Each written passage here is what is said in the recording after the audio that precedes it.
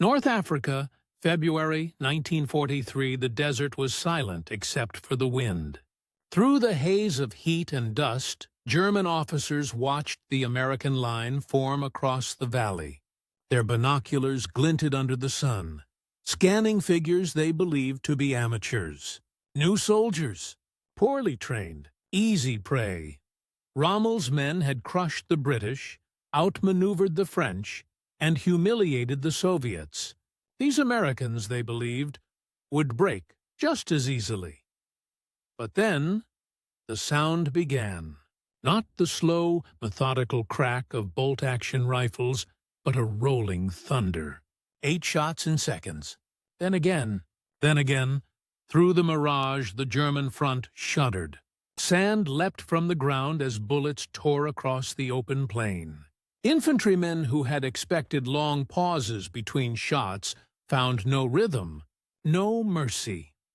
Only a storm of lead that never seemed to stop. The weapon was unlike anything they had faced. Semi-automatic. Relentless. It was the M1 Garand, the rifle of the American soldier. By sunset, German reports described rifle fire heavier than machine guns.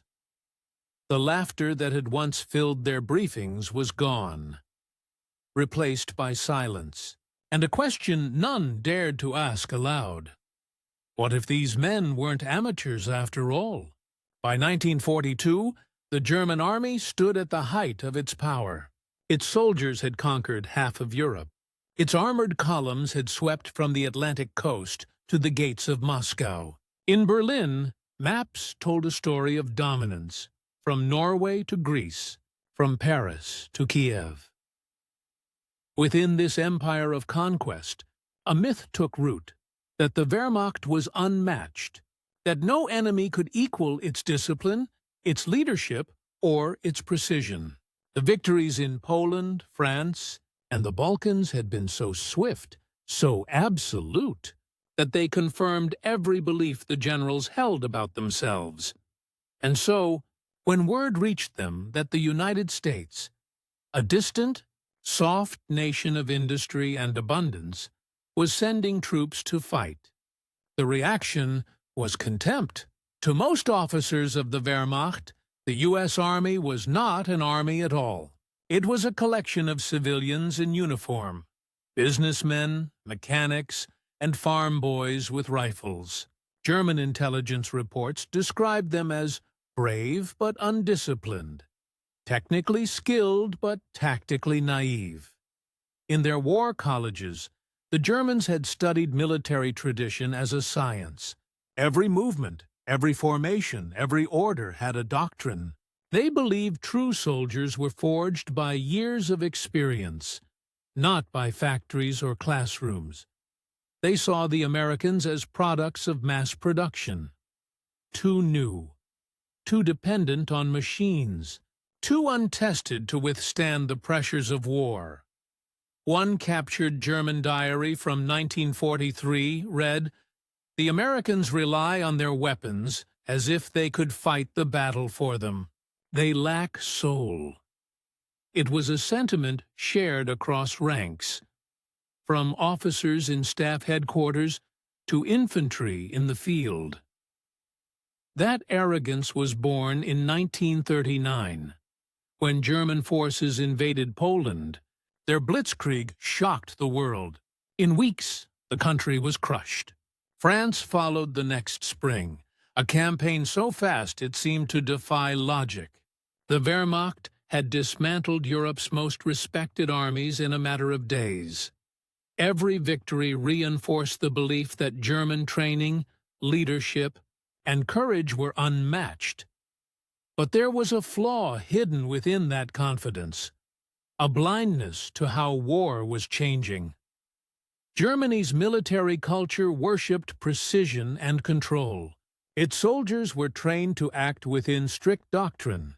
Its weapons, though masterfully engineered, were designed for skilled specialists. The standard-issue rifle, the Karabiner 98K, was a perfect example. Beautifully made, deadly accurate, but slow. bolt action, one shot at a time. It suited a professional army, but not a war that was becoming faster, louder, and more chaotic with every year. While the Germans marched across Europe, America was still at peace. Its army was small, fewer than 200,000 active troops. But its factories were enormous.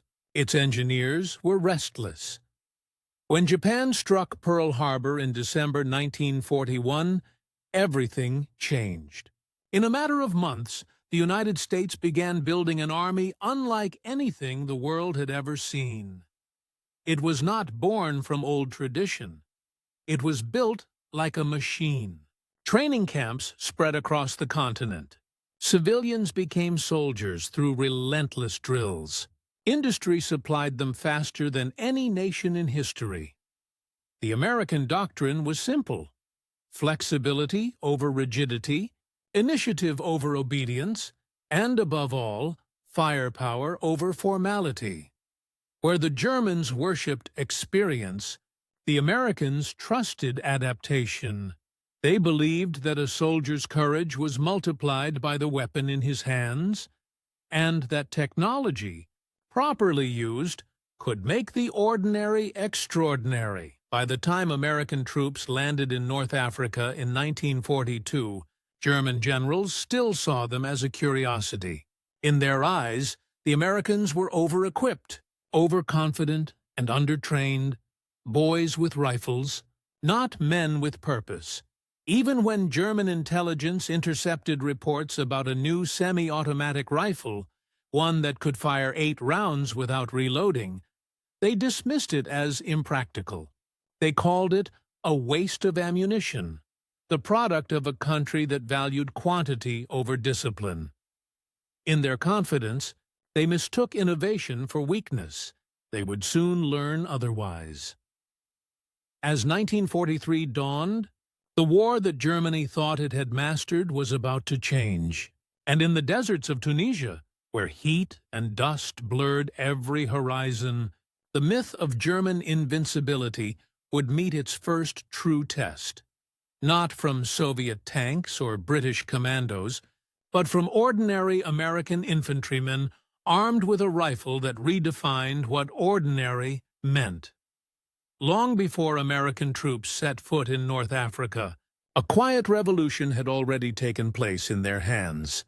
It began in a factory in Springfield, Massachusetts, not in a think tank or military academy, but in a workshop where one man obsessed over perfection. His name was John C. Garand, a Canadian-born engineer who believed a rifle should be as fast as the soldier's will to fight. In the 1920s, while other nations were refining bolt-action rifles born from the First World War, Garand pursued something entirely different. A self-loading weapon that fired each shot automatically and reloaded itself with the force of its own recoil. For nearly 15 years, he fought skepticism, politics, and endless redesigns. Many within the U.S. Army resisted him. They argued that soldiers would waste ammunition, that precision would suffer, that complexity had no place in infantry combat. But Garand persisted, methodically, quietly, with the conviction of an engineer who saw where warfare was heading. In 1936, his design was finally approved as the U.S. rifle, caliber .30, M1. It weighed 9.5 pounds, fired 8 rounds from a metal clip, and could launch them all in under 10 seconds, with accuracy deadly to 500 yards, was the first standard-issue semi-automatic rifle ever adopted by a major power. The adoption of the M1 was more than a technical upgrade. It was a declaration of belief. The United States understood that the next war would not be fought by veterans, but by citizens. Farmers, machinists, and clerks would need a weapon that made their hands equal to those of seasoned professionals. The Garand was designed for them. Rugged, forgiving, and precise enough that training time became efficiency, not limitation. Its gas-operated mechanism meant that every pull of the trigger fired a bullet and prepared the next. There was no bolt to lift, no rhythm to break, no loss of aim. In the span of a minute, an American rifleman could fire 4 times faster than his German counterpart with the Carabiner 98K. That difference changed everything about small unit tactics. Fire teams could lay down overlapping bursts without relying on machine guns. Platoons could advance under their own covering fire. The rifle had turned every soldier into a force multiplier. The Wehrmacht's pride, the Kar 98K, was a masterpiece of another era. It was beautifully machined, strong, accurate, reliable in mud and frost. German marksmanship doctrine emphasized precision and control. 1 bullet, 1 kill. In the trenches of 1918, that philosophy had made sense. In the lightning battles of 1939–41, it still worked, because mobility and surprise compensated for volume. But by 1943, the battlefield had changed. Engagements stretched across open ground where seconds mattered. The Germans depended on MG-34 and MG-42 machine guns to supply suppressive fire. Their riflemen acted as support to those weapons, not as independent shooters. The Americans had flipped that logic. Every man with an M1 could generate his own storm of bullets. It meant that entire German squads, built around 1 machine gun, could be pinned down by nothing more than a platoon of riflemen firing in rhythm. The Germans noticed this almost immediately. Captured after the Kasserine campaign, one Wehrmacht officer described the M1 as a light machine gun disguised as a rifle. He was not wrong. The genius of the Garand was not just in its design, but in how America built it. Factories at Springfield Armory and Winchester produced hundreds of thousands of rifles with mechanical precision. The same assembly line discipline that made cars and aircraft now turned out weapons with identical performance. By the time U.S. forces crossed into Africa, more than 1 million M1s were in circulation. Every soldier carried the same tool, every armorer the same parts, every officer the same confidence that his men's rifles would not fail. This was industrial warfare distilled into a single weapon. The Germans, who valued craftsmanship and specialization, could not understand it. They mocked the rifle's simplicity and mass production, but on the battlefield, simplicity proved unstoppable. When the M1's first volleys cracked across the desert in early 1943, the lesson arrived in a language the Germans understood all too well: precision by volume. The M1 Garand was more than a firearm. It was America's philosophy in steel: fast, relentless, adaptable. And soon, across the sands of Tunisia and the hills of Sicily, that philosophy would speak for itself, drowning German doctrine under waves of semi-automatic fire. They called them green troops: farmers from Kansas, mechanics from Detroit, teachers, miners, and college boys who had never seen a battlefield. To the Germans, they looked unprepared, awkward in formation, clumsy in the sand, sweating under the African sun. But what the Wehrmacht did not understand was that these men were born into a different kind of war. They were not raised in barracks or drilled since youth. They came from towns where problem-solving was survival, fixing engines, building bridges, adapting without orders. When thrown into chaos, they learned fast. In Tunisia and Sicily, their baptism of fire was brutal. They made mistakes, hesitated, exposed themselves, misjudged cover. But each battle hardened them. Each retreat became a lesson. Within months, American infantry units no longer resembled amateurs. They moved with cohesion, communicated under pressure, and trusted their tools as extensions of themselves. The M1 Garand was their equalizer. It turned nervous recruits into confident marksmen. When fear met adrenaline, the rifle's rhythm gave them control. 8 shots, a metallic ping, a reload, and 8 more. Where a German soldier fired 1 bullet and ducked, the American returned 5. Courage, backed by firepower, became confidence. Confidence became momentum. The Germans had been trained to fear chaos. The Americans were born to adapt to it. The genius of the M1 lay in what soldiers didn't have to think about. Unlike the bolt-action Kar 98K, the Garand eliminated hesitation. It replaced the pause between shots, that fatal heartbeat, with continuous control. Mechanically, it was a marvel of wartime design. Its gas-operated system siphoned a fraction of each bullet's energy to cycle the next round. Its clip-fed magazine allowed rapid reloads without fumbling. Its recoil was manageable, its accuracy consistent. In combat, that meant sustained fire under stress. An American squad could deliver a wall of bullets without relying on belt-fed weapons. Even lightly armed patrols could suppress enemy machine guns long enough to maneuver. The effect was psychological as much as physical. German infantrymen, used to dominating exchanges of fire, suddenly found themselves pinned by riflemen hundreds of meters away. They described the sound as continuous cracking. No pause, no rhythm, no escape. For them, every American soldier seemed like an automatic gunner.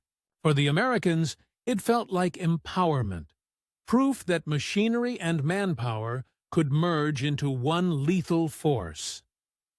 In post-war interviews, captured officers admitted that the rifle had changed their perception of the U.S. Army entirely. "We did not expect their individual fire to be so heavy," one said. "It was like facing a regiment of machine guns." The M1 had turned technology into psychology, a weapon not just of steel, but of morale. Before 1943, the German infantry squad was built around its machine gun, the MG-34 or MG-42. Every movement, every tactic existed to protect and feed that weapon. The riflemen were secondary. Support, not spearhead. The Americans reversed that logic. Their squad's backbone was the rifleman himself. The M1 Garand made it possible. Each platoon could move, suppress, and kill with decentralized power. There was no single point of failure, no dependence on one gunner. At the tactical level, this created a revolution. During the North African and Sicilian campaigns, U.S. infantry advanced with what German observers called impossible aggression. They attacked from open ground, moving between bursts, trading individual volleys for overwhelming volume. To the Germans, it broke every rule of small unit doctrine. And yet, it worked. A single American rifle section could outgun a comparable German force. The combination of faster fire, mobility, and flexible command structure shattered the idea of German superiority in infantry combat. By the time of the Battle of Troina in Sicily, Wehrmacht officers were already warning their troops, "Do not underestimate American rifle fire." That was more than a tactical note. It was a confession. The German army had built itself on the belief that discipline and precision would always triumph. The Americans were proving another truth, that adaptability, speed, and innovation could rewrite the very nature of battle. And as 1943 gave way to 1944, that truth would become undeniable. Because on the next front, the hills of Italy and the beaches of Normandy, the M1 Garand would do more than win firefights.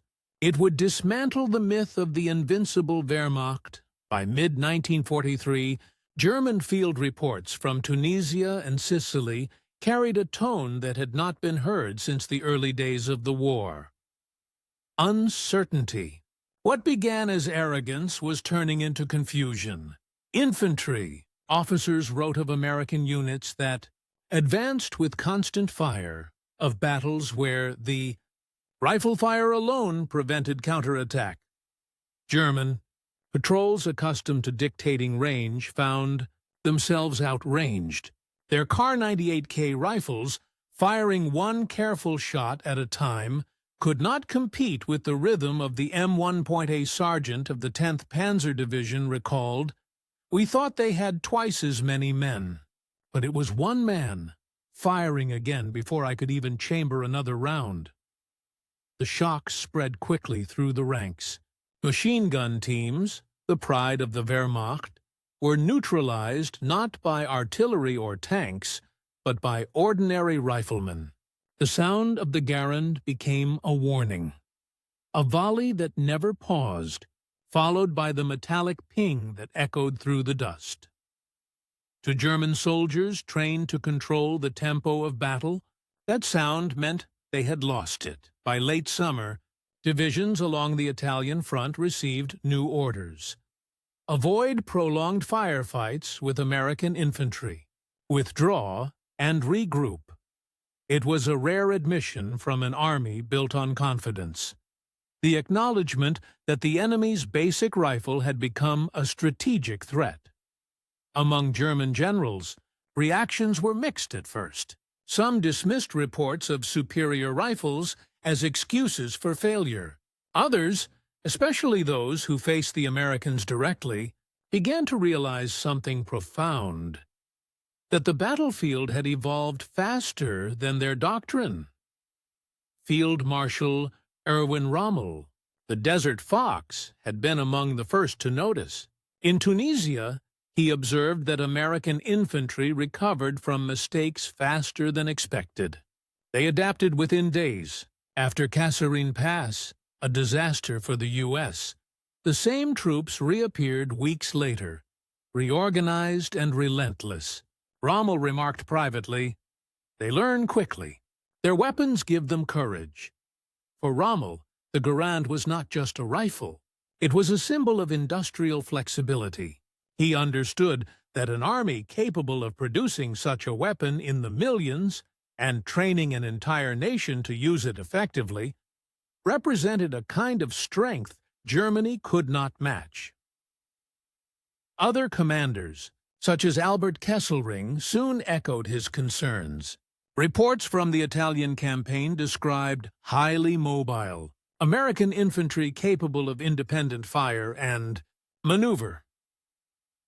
The old German belief in central control and mechanical superiority was being undermined by a new kind of soldier, one who trusted his rifle, his instincts, and his initiative. In post-war interrogations, German generals often admitted that they had underestimated the Americans' adaptability. "We believed they were technicians, not fighters," one confessed. But they were both. That realization reshaped not only their opinion of the U.S. Army, but the very definition of military professionalism. The Americans, they concluded, had found a way to merge democracy and discipline, chaos and precision, into a single fighting force. War changes perception faster than politics. At the beginning, German officers saw the Americans as soft. By the end, many saw them as equals. Captured letters from German frontline troops in 1944 speak not of hatred, but of respect. Grudging, sometimes bitter, but genuine. They wrote of American medics who tended German wounded, of prisoners treated with decency, and of riflemen who fought with relentless courage. What impressed them most was not numbers or technology alone, but resilience. The Americans kept coming. Even under bombardment, even after losses, their fire never faltered. To German eyes, it was as if their enemy's willpower was mechanical, fueled by belief and by the weapon in their hands. On the American side, that respect was returned. Soldiers who once feared the myth of the invincible German began to see the enemy as human, skilled, disciplined, but beatable. The sound of the Garand's ping became more than a mechanical note. It was the heartbeat of confidence. Each battle blurred the lines between arrogance and admiration, and as the front moved north through Italy toward France, both sides knew the next meeting would be on an even larger stage. Normandy. There, under gray skies and machine gun fire, the rivalry would reach its breaking point. The Germans would bring their experience, their precision, and their belief in control. The Americans would bring their adaptability, their courage, and the rifle that had already shattered one myth. The stage was set for the turning point of the European war, when the M1 Garand and the men behind it would face the full weight of the Wehrmacht on the beaches of France. June 6, 1944, Normandy, France. The dawn broke gray over the French coast. Through mist and smoke, the sea churned with hundreds of landing craft. Waves of soldiers, seasick, drenched, and terrified. The American 1st and 29th Infantry Divisions faced a wall of steel, concrete bunkers, MG-42s, artillery zeroed in on the beaches. The Germans waited, confident. These were the same officers who had once scoffed at U.S. training manuals, the same men who believed courage and precision could not be mass-produced. But the moment the ramps dropped, the theory of war changed forever. The first waves of Americans hit Omaha Beach and Utah Beach under slaughter. Machine guns cut through the surf. Men fell before their boots touched sand. Yet amid the chaos, one sound began to rise, faint, rhythmic, defiant. Ping, crack, ping, crack.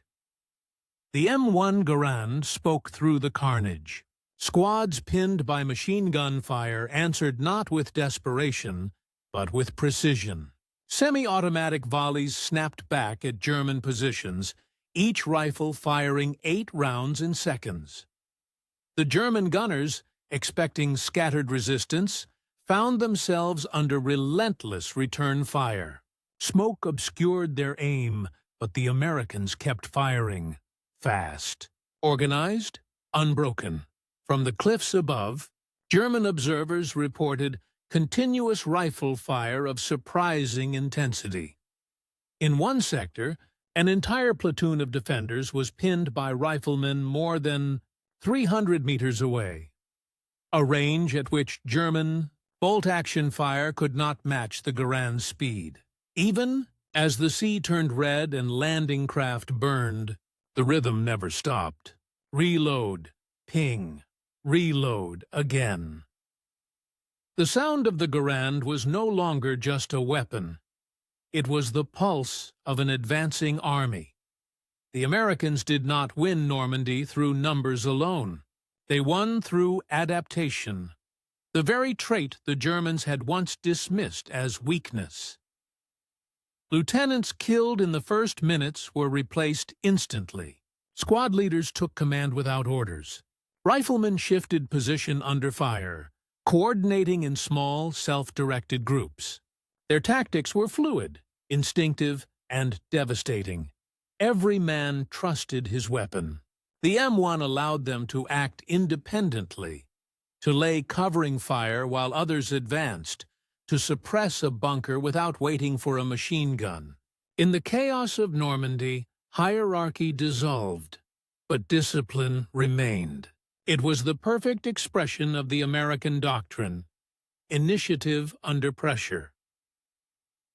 By mid-morning at Omaha, soldiers from the 16th Infantry Regiment had broken through the wire.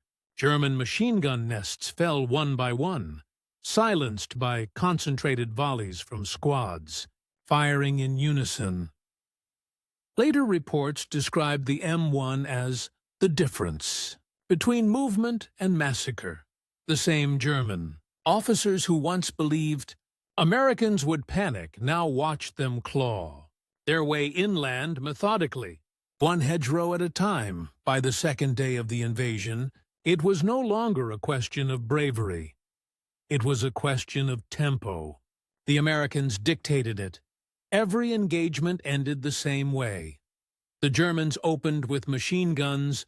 The Americans responded instantly with massed rifle fire. Platoons advanced behind their own gunfire, using volume and precision to overwhelm defenses that had been impregnable for years. Captured German diaries from June 1944 tell the same story. They never stop firing. Their rifles shoot too fast. It is impossible to suppress them. One officer wrote in disbelief, "They fight with the energy of men who do not know fear." In truth, they knew fear well. But the rhythm of the Garand gave them something greater: control. At Carentan, Saint-Lô, and Cherbourg, the story repeated. The U.S. infantry advanced through bocage country, ambushing, outshooting, and outlasting their German counterparts. Even elite Wehrmacht units like the 352nd Division found themselves forced into retreat. For the first time in the war, German generals acknowledged that the Americans had become a first-class fighting force. Their arrogance, built through years of victory, dissolved under the thunder of American firepower. What stunned the Eiweiße Germans most was not just the weapon's performance, it was its consistency. Every American had one.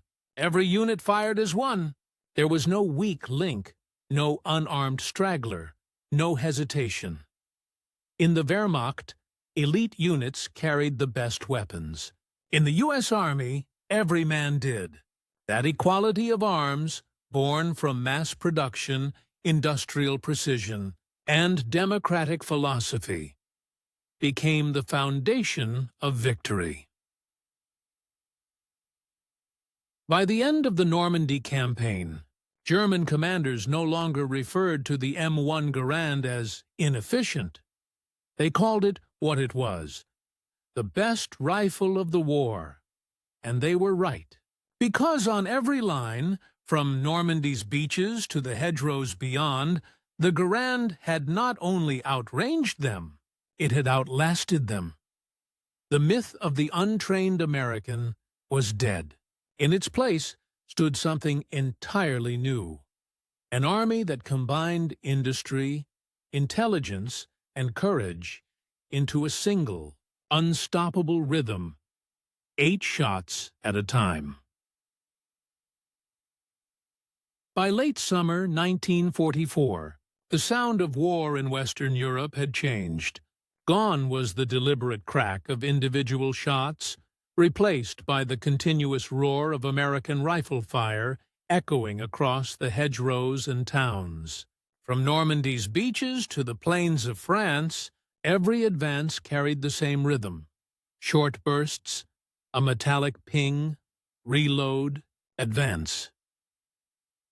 German troops retreating from Saint-Lô, Outranged, and Argentan described the same experience: an endless wall of fire that erased their defensive advantage. Their own Kar-98Ks, masterpieces of craftsmanship, now felt like relics. In open combat, the difference was brutal. A U.S. rifle squad with Garands could put nearly 500 rounds on target in a minute. A German squad, even with perfect discipline, could barely manage half that. The result was a change in psychology. German soldiers no longer sought duels with American infantry. They waited for artillery, armor, or air support. Anything to even the odds. But the Americans didn't wait. They closed distance faster than German doctrine allowed. They fought on their own terms. Every street, every forest, every field became a classroom. And the Americans were proving they had learned faster than anyone expected.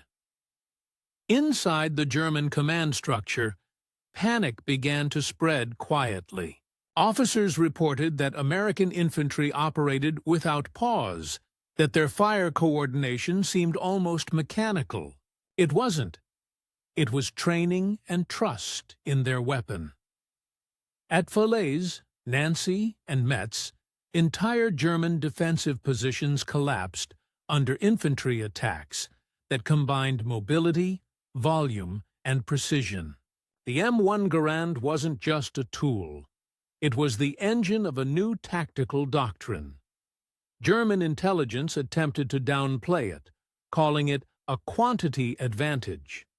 But senior officers knew better. They realized they were witnessing the death of the bolt-action era. In one captured report from the 5th Panzer Army, an analyst wrote, "The American rifle is an extension of their industry. They can afford to fight faster than we can react." That single sentence defined the shifting balance of power. Germany, once the master of quality over quantity, was being defeated by a nation that had achieved both. The M1 Garand symbolized that transformation, a perfect balance of craftsmanship, speed, and reliability.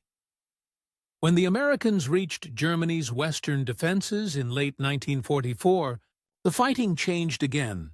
The Siegfried Line, stretching across the German frontier, was a fortress of pillboxes and dragon's teeth, a place where Wehrmacht veterans believed they could finally halt the advance. But the U.S. Army that arrived at those gates was not the same force that had landed in North Africa 2 years earlier. It was disciplined, confident, and precise. Every squad moved as one. Every man knew his rifle's rhythm as well as his own heartbeat. At Aachen, the first German city to fall, American troops fought from building to building. In narrow streets and stairwells, the M1's semi-automatic action proved devastating. There was no time to work a bolt, no room for hesitation, only the fast, instinctive exchange of fire. A German officer captured after the battle admitted, "We thought they were all armed with submachine guns. The fire never stopped." But they weren't. They were riflemen, each man armed with a weapon so efficient that it blurred the line between rifle and automatic fire. By the end of October, Aachen was in ruins, and the Wehrmacht's defensive doctrine was collapsing under the sheer adaptability of the Americans. German generals, veterans of every front, privately admitted that they had never seen riflemen fight this way. In December 1944, during the Battle of the Bulge, Germany made its last desperate counterattack. In the frozen forests of the Ardennes, American and German troops clashed in whiteout conditions. Close, chaotic, and brutal. Here, more than anywhere, the rifle's balance between speed and precision saved lives. In sub-zero temperatures where machine guns jammed, the Garand fired reliably. U.S. infantry held crossroads, villages, and ridge lines through sheer discipline and fire. Volume. German reports described American rifle fire as continuous and unnerving. The same arrogance that had once defined their perception of the U.S. Army was gone. In its place came reluctant respect.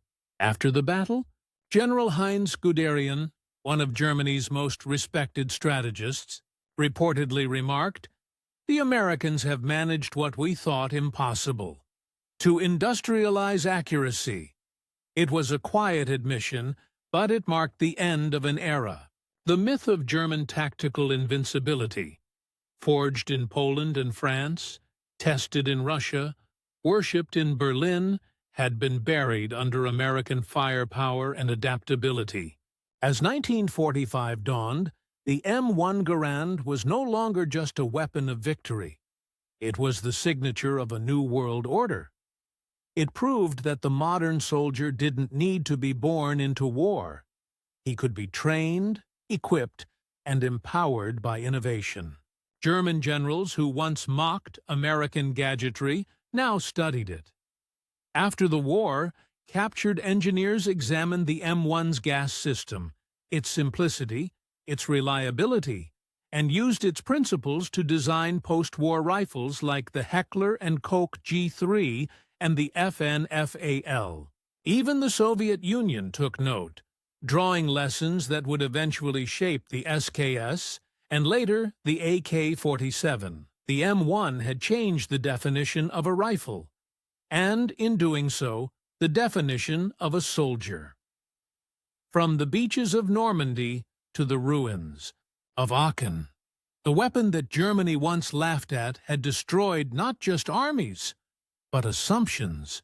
And for the first time, German generals, men who once believed discipline alone could win wars, now faced the truth.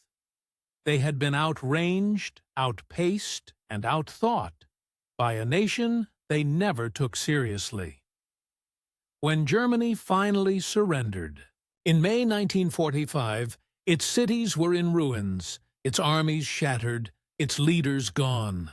But in the barracks and interrogation rooms where Allied officers questioned captured generals, one theme kept resurfacing: disbelief at the power and precision of the American infantryman. They no longer mocked U.S. training or equipment. They spoke instead of efficiency, coordination, and weapons that seemed years ahead of their time. For the first time in modern warfare, the industrial might of a democracy had outperformed the craftsmanship of a militarized empire. The Germans, who had once prided themselves on engineering perfection, now admitted that the Americans had achieved something even greater: perfection through mass production. In the months following the war, Allied ordnance teams conducted evaluations of all major weapons used in Europe. Among the rifles tested, the German Kar-98K, the British Lee Enfield, the Soviet Mosin Nagant, one stood above all others. The U.S. Army officially declared the M1 Garand the greatest battle implement ever devised. The statement came from General George S. Patton, who had seen its performance firsthand across 2 continents. His words were not exaggeration. The rifle had transformed infantry combat.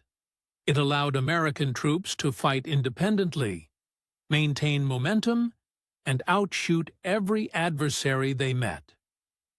The weapon's reliability became legend. It functioned in mud, snow, and sand, from Tunisia to Bastogne.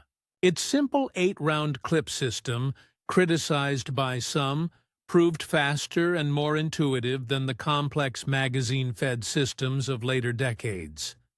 Even as the war ended, the Garand remained the symbol of American innovation, a rifle that balanced speed, precision, and durability like nothing before it. Captured German officers, once dismissive of mass-produced weapons, were forced to reevaluate everything they knew about warfare. After their defeat, many participated in Allied weapons analysis programs. In reports written for American and British intelligence, they consistently acknowledged one truth: the semi-automatic rifle had changed infantry combat forever. Some even recommended that post-war German forces adopt similar designs. They recognized that the M1's combination of simplicity and effectiveness had made every American soldier dangerous, not because he was better trained, but because he was better equipped. General Franz Halder, former chief of the German General Staff, summarized it bluntly in 1946. We underestimated them, not their numbers, but their capacity to learn and to build. They made war an industry, and industry defeated art. Those words captured the emotional divide between two military cultures: Germany's belief in elite skill and America's belief in scalable innovation. The end of the Second World War did not end the age of the Garand, it extended it. As the Cold War began, the rifle became the backbone of Western military doctrine. It armed U.S. forces in Korea, Greece, and West Germany, a reminder to former enemies of the power that had defeated them. Meanwhile, engineers in Europe quietly studied its mechanics. The FN-FAL, HNKG-3, and even the early SIG rifles carried traces of the Garand's influence. Gas systems, bolt designs, and receiver layouts born from lessons learned in Normandy and the Ardennes. Even the Soviets took note. Their engineers analyzed captured M1s, and though they pursued their own direction with the SKS and later AK-47, they shared the same goal: sustained, semi-automatic fire as the new standard of infantry warfare. The bolt-action age was over. The M1 Garand had ended it. By the late 1940s, the M1 was more than a weapon. It was an icon of American discipline, innovation, and belief in progress. Photographs of parades in Paris, Berlin, and Tokyo showed U.S. soldiers standing tall, with the rifle at their side, the same tool that had carried them from defeat at Kasserine to victory at the Rhine. For the men who had fought with it, the Garand was personal. Its familiar weight, its ping, its balance, all reminders of moments when technology and courage met perfectly. For the men who had fought against it, it was unforgettable. The sound of defeat in metallic rhythm.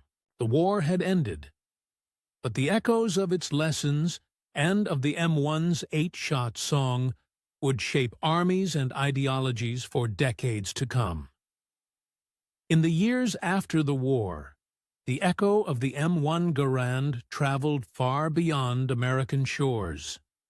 Nations that had once prided themselves on centuries of military tradition now studied the American model: fast, flexible, industrially driven warfare.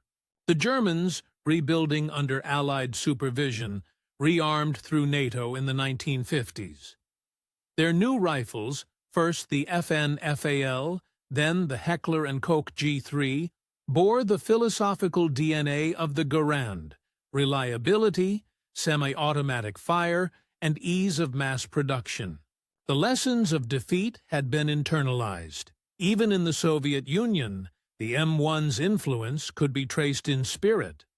The SKS carbine, introduced in 1945, and later the AK-47, carried the same principle: simplicity and speed over precision and polish.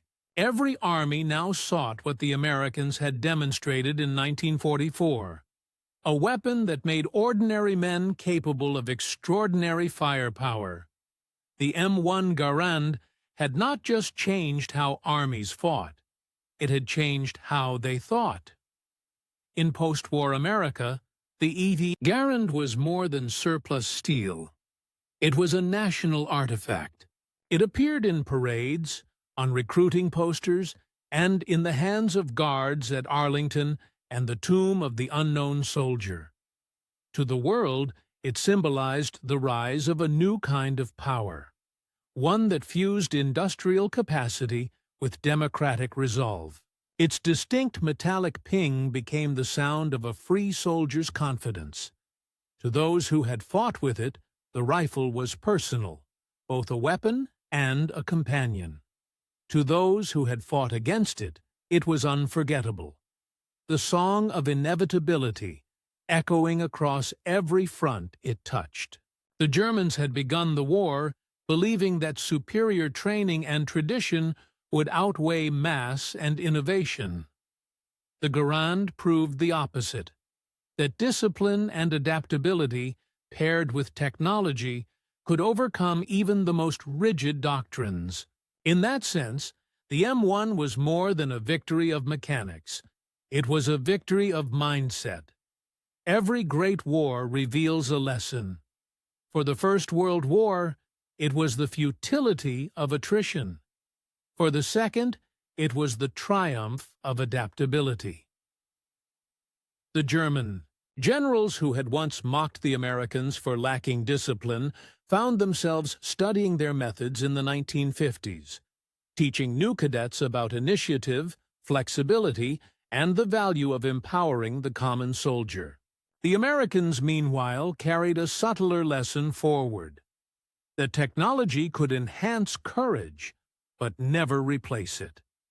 Their veterans understood that no machine, however perfect, could win a war without the will to use it. The M1 Garand had bridged those two truths. It gave ordinary men extraordinary reach, but it was still their courage that pulled the trigger. By the time it was retired in the late 1950s, the Garand had fought across 3 continents and 2 major wars. Its influence stretched from Korea's frozen hills to Europe's post-war factories.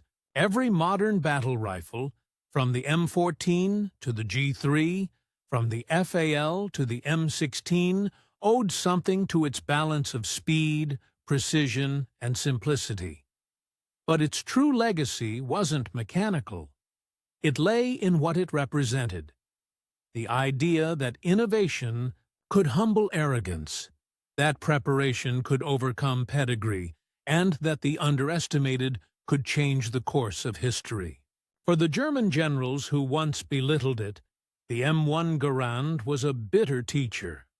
For the Americans who carried it, it was proof that intelligence, willpower, and technology, when perfectly aligned, could topple empires.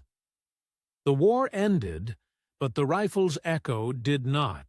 It remains in museums and honor guards, in ceremonies where steel meets silence, and in every doctrine that teaches adaptability over rigidity. Because the M1 Garand was never just the rifle that won the war. It was the weapon that proved innovation is the ultimate soldier. In the beginning, the German generals laughed. They mocked the American soldier as clumsy, his rifle as wasteful, a symbol of inexperience. To them, war was precision, discipline, and hierarchy. They believed no army of civilians could ever match the veterans of Europe. But war has a way of humbling certainty. From the deserts of Tunisia to the hedgerows of Normandy, the laughter faded. They began to hear it, a sound carried across every battlefield, mechanical and inevitable. Ping. The Garand's empty clip, ejecting, signaling not weakness but momentum, a rhythm that never stopped. It was more than a rifle firing. It was the voice of a nation learning in real time, adapting faster than its enemy, blending courage with invention, and proving that ingenuity could outlast tradition. By 1945, the same men who once mocked American training were writing reports filled with reluctant admiration. They had seen their doctrine break under the pressure of speed, initiative, and the will of men who refused to stop advancing. The M1 Garand became their teacher, not through lectures or theory, but through consequence. It showed that innovation, in the hands of free men, could reshape history. Even now, decades later, that echo remains. In museums, in memorials, in the silent guard at Arlington, its steel glints under the same light that once shone over Normandy. It is not just a weapon, it is a reminder that arrogance is fragile, that progress is relentless, and that in war, as in life, the underestimated often define the future. The German generals belittled American training until the M1 Garand outranged them on every line.